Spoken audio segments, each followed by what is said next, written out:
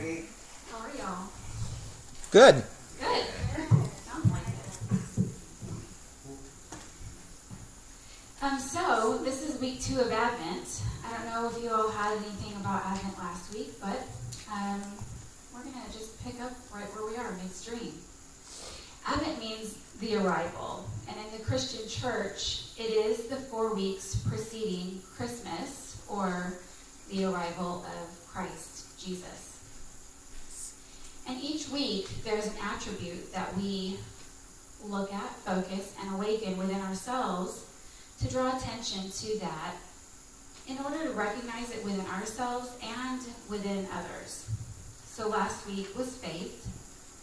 And in the beginning of the Christmas story, we see faith demonstrated by both Mary and Elizabeth being blessed with miracle conceptions.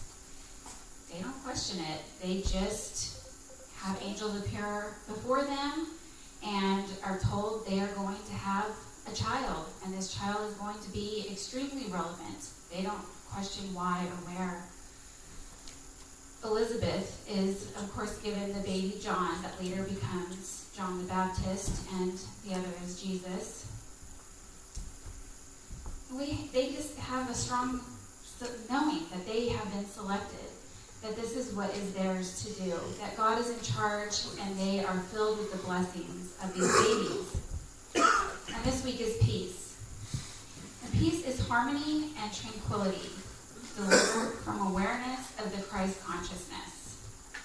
Let me say that again, because it took me just about 3 times before I said, oh, okay. Peace is harmony and tranquility, delivered from the awareness of Christ consciousness. So we talk about Advent in relation to the story of Jesus. And through the story, there are plenty of opportunities to see how peace is observed and practiced. I promise I didn't look at the daily word. I probably should, but this is exactly what is going to show up through the rest of my talk today. And also what you had said, Dave, like how your body works and what you need and how things just continuously are centered and knowing the presence of God within. Sorry, I just diverted. So in the story, there are plenty of opportunities for us to see how peace is practiced. First and foremost, angel Gabriel appears, and I would be a little freaked out, as everybody probably would, when an angel appears. And I think angels know that because they immediately say, "Don't be afraid." And there is still peace. Then there's questions through the story about where is this baby going to be born, and unknown answers of how the word is going to be spread, and not to mention the responsibility of being, pregnant and having this baby, the Messiah, between Mary and Joseph. Any of these occurrences would be cause for major upheaval and distress, just like in the daily word. Trying to solve for it and spend our time worrying about it, it's enough that would just drive any of us crazy. And these were big things. These were big, instances. They weren't losing your car keys and running a few minutes late to work. This was, you are going to be the parents to the Christ. Big stuff. And there was a panic that could ensue. It would be enough to be distraction to pull any.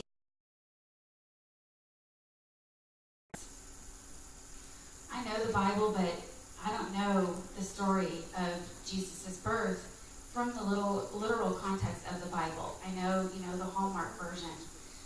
So I read and I reread the story of the birth of Jesus, looking for examples of peace and how to share that with you all today. And as I was reading that, what kept coming up for me was divine order. You probably picked that up as a huge theme just for me in my life through my prayer, messages, and meditation with you all lately. And this is no different. The story of Jesus' birth is found in 2 parts of the Bible. It's in Luke and in Matthew. There are various differences, shepherds versus wise men and so on, but the story is told from the spirit of something good coming. That doesn't mean that there isn't a process that has to be worked through. Being pregnant alone takes 9 40 whole weeks. And each person has a role to play, and the events are happening exactly as they should. So even if you're a pregnant virgin, riding on the back of a donkey, getting ready to give birth to the Son of God in the cold, and it appears as though there is nowhere for you to go, divine order is still being exercised. And it is us that has to have faith that that is exactly what is happening. So Advent starts with one and builds on the other. So faith was last week. We have faith. And knowing that there is things happening exactly as they should, we are able to maintain the peace that everything is in the flow. Most of the time, we hear divine order in terms that are being referenced as if things going in our favor, going beautifully, swimmingly. It was in the Daily Word. Leaving 10 minutes late and, getting caught at every red light that you would typically get caught at. But all of a sudden, everything's green, and you get on I-35, and there's no traffic, and you not only get to your destination on time, but you're 3 minutes early. That's be divine order, right? Or you have a boss that you're in conflict with for months, and you're just about the end of your rope and ready to quit when you get news that that person has been promoted, and they're going to a department that has nothing to do with where you are. And because they're vacating that position, you're going to get promoted into their position. You don't have to work together, and everything's great. Divine order. There's also an ugly side to divine order. Through the past presidential election, my dad, he's unity, he's very democratic, and he's very aware of the political environment.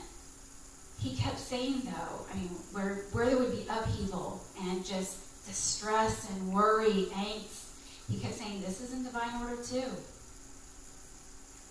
No matter what party you're affiliated with or who you would vote for, I think that we would all agree that there were some crazy things that were going on, unheard of activity from both camps. Demonstration that, again, no matter what party you're affiliated with, some stuff should just not be allowed to happen. Whether it was necessary at some point in the history, long ago, or now, people were given the appropriate amount of attention through the demonstration of what was going on up front and in our face to see what was no longer going to be necessary. That's all part of the process. What was necessary at some point proved to serve its purpose. And all of the right people and all of the right things have all happened rolling along to get us to where we are now. That was the process, and that's divine order. Sometimes whatever it is, has to get messy, and it has to appear to be broken down, dysfunctional, to get the appropriate attention, to get corrected. So when he said that, it was going on for a year. It's all in divine order too. I totally understood it. I know that life isn't always pretty.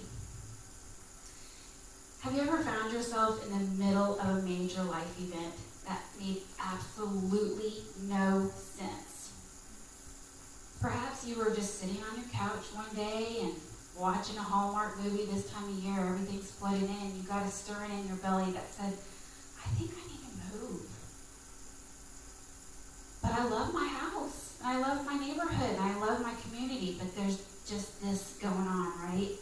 Or you have a thing that's speaking to you, that still small voice that says, maybe I need a new job. But you've been in your current job for a long time, and you like your coworkers, and you feel fulfilled. But there's something going on there. Or you're going down the road and your GPS tells you to take a right and you take a left. You just feel like you need to. And you take that left and you're going down the road and you get a flat tire. Boom. And you're sitting there thinking, why didn't I just take the right? When the roadside assistant guy shows up. And then you can take it from there. It could be your long-lost so-and-so, brother, cousin, uncle, aunt, mom. Or you could need a job and they have a help wanted sign in their tow truck. Or it could be a stranger that needed something of you, your divine centered self, that only you could provide at that moment. We talked about what happens in the darkness a few weeks ago when I was here. It's the place where we go to plan things out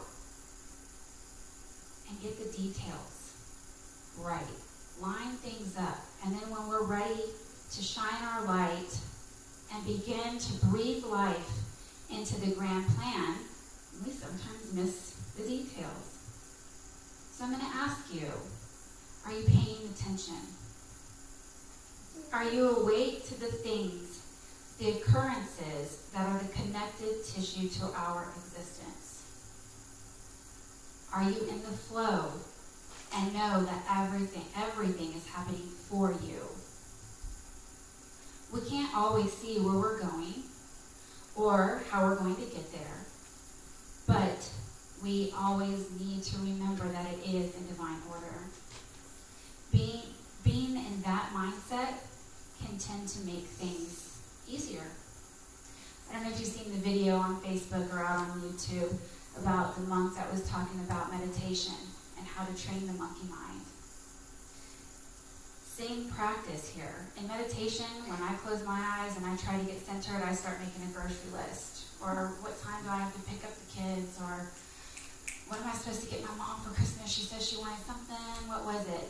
And in monkey mind, that's the monkey mind. And in meditation, it's coming back to center. It's even just acknowledging that. Same practice here. In life, the mind will offer a million ideas and thoughts. Some of them will trigger emotions that are fear-based, and panic could ensue, disrupting the peace within. Or we can remember that it is happening just as it should. Because everything is either in divine order or nothing is. It's either all going the way it always should, no matter the appearance on the surface, or it's all just a random crapshoot and no one's in charge. God's not in charge, there's not a plan, and you're just out on a breeze. I prefer to know that I'm centered and I'm connected to God. I have that immediate tap, that immediate tug on my divinity, and know that I'm in the right place at the right time, doing what I'm supposed to do as I should with the people that I need to be serving. A peacemaker is one who has the ability to say peace to the turbulent waves and thoughts and have them obey. A peacemaker is one who reduces to peace and harmony all thoughts of strife, anger, and retaliation in his own mind. And the ability to say peace to the thoughts and have them obey entitles man to sonship of the Most High. So we've gone through divine order, and we're going to circle back to peace. In Isaiah 9:6-7 says, "For a child has been born for us, a son given to us, authority rests upon his shoulders, and he is named Wonderful Counselor, Mighty God, Everlasting Father, Prince of Peace. His authority shall grow continually, and there shall be endless peace." Isn't it interesting that peace comes in the form of a child? And the child's name is Wonderful Counselor. When we allow Christ to guide and direct us in our life, we learn to be peaceful on the inside regardless of what is showing us on the outside. And Jesus came to assure us that we can experience peace of God, and he even taught us how. He also came to teach us that we can have a direct and personal inner relationship with God. That is the hope that is Christmas. Christ in you, the hope of glory. The spreading of the endless peace is not that Christ, the man, he was a human being. He had a man's body, and that body did die. But we were all given the Christ essence, made in the image and likeness of God. And therefore it is us that goes forward and spreads that peace. And we need to maintain ourselves and our center so that when we are out representing our authentic selves, we're showing up in a peaceful manner, in harmony with one another, not in strife, not spreading ugliness, spreading what is already centered, what is already identified and knowing within ourselves. So it just comes forth naturally. It's effortlessly. The birth of Christ beyond the delivery of the person. It is beyond the delivery of the person. It is the metaphysical definition of birthing our own Christ consciousness. We are made in the image and likeness of God, just as Jesus was. Therefore, we all have the exact same spiritual DNA, the same potential as the Christ did. Just as Jesus, he had to practice. It took awareness and focus and diligence. He wasn't perfect either. So when we think of Jesus, well, at least when I do, I usually think instantly of the peaceful holy man that was healing people and walking on water and never getting his ruffled up feathers. But we neglect to recall the stories of Jesus where he's raising hell and going into the temple and turning tables over and telling everybody what for and kicking vendors out into the streets. We forget about Jesus that got lost and followed the temptations of the devil into the wilderness, the darkness, for 40 days. He had to practice and spent countless hours in prayer and meditation connecting with the divine. Feeling the stirring and quickening of spirit within is the process of becoming aware of our own Christ consciousness. Maintaining it and protecting it takes focus. We discover our own divinity, and we discover that we too are a gift to our world. I think there are 3 areas of focus where we experience peace in our lives. 1, we must learn to follow our hearts. 2, we must start being honest with ourselves like never before, living and expressing the most authentic version of ourselves. And 3, we must begin to respect who and what we are, and in turn be respectful of who and what those around us are. If we're living in integrity with the truth of our being, then our outer life will be the reflection of our inner life, and we will be at peace. If there's turmoil in the outer life, then what's inside of you needs to be looked at. What has to change here? This must be done before our world will change. In other words, and I totally stole this from a movie called 28 Days, our insides need to match our outsides. When our insides don't match our outsides, things are out of alignment. And that's when the not authentic, the truth that is not real, becomes abrasive and starts to irritate us. Nobody enjoys walking around with a pebble in their shoe. It's especially important to remember this during Christmas. When you're out in the hustle and bustle, you're going to be around people that are not expressing as peace. But understand what they do and how they're representing is a reflection of the space that they're in. We do not need to give them control over our space. Remember that you're divine in nature. Remember that you are as God is. As I said at the beginning, part of Advent is not only the awakening of the attributes that Jesus demonstrated so that we see them in ourselves, but it's also so that we see them in others. So give yourself the gift of peace this Christmas. Don't allow others, people or circumstances, to pull you off center and disrupt your divine nature. Be at ease. Be in the know that all is working in perfect order for you and for all of those around you. We have the option in every moment to decide how we will show up. Will it be in peace and truth? or will it be in turmoil? Don't forget that the connection with God or spirit, source, whatever you call it, the connection to your own inner peace is just a breath away. Be at peace. Peace in your heart will flow into the world, thus contributing to the higher consciousness of those around you. And that, in and of itself, gets carried out and beyond. So let's take these thoughts into meditation. So just center yourself and put your feet on the floor. Relax your shoulders.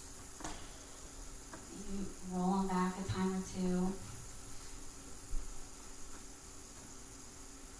Take a deep breath.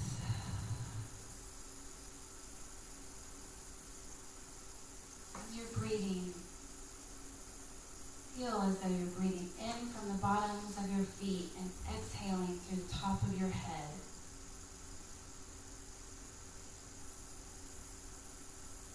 And find that connection to the source in your heart space.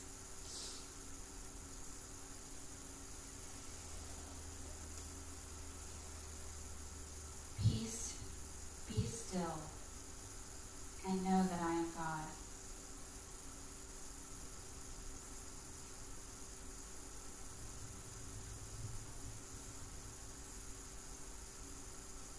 The holiday season often gets overshadowed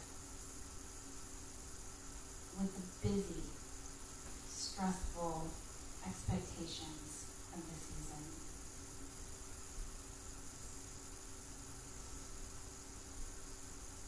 You have the perfect alignment within you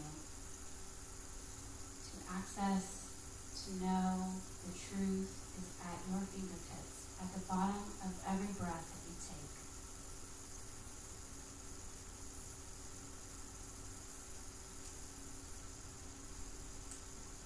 You'll bring to mind an instance where you might feel stress.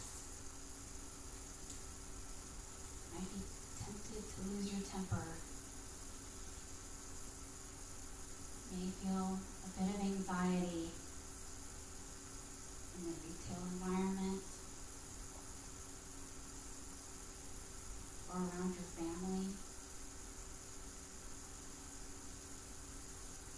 Allow yourself to feel that bubble of strife.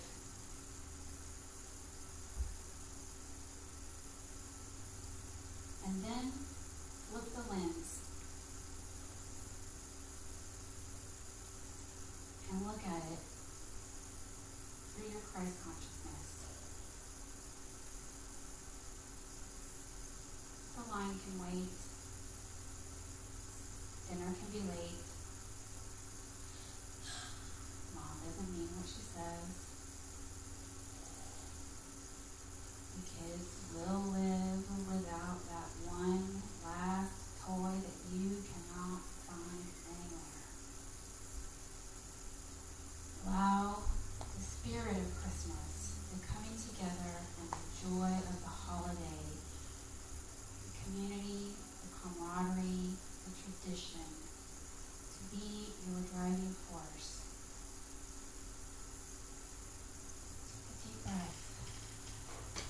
Remember what this feels like.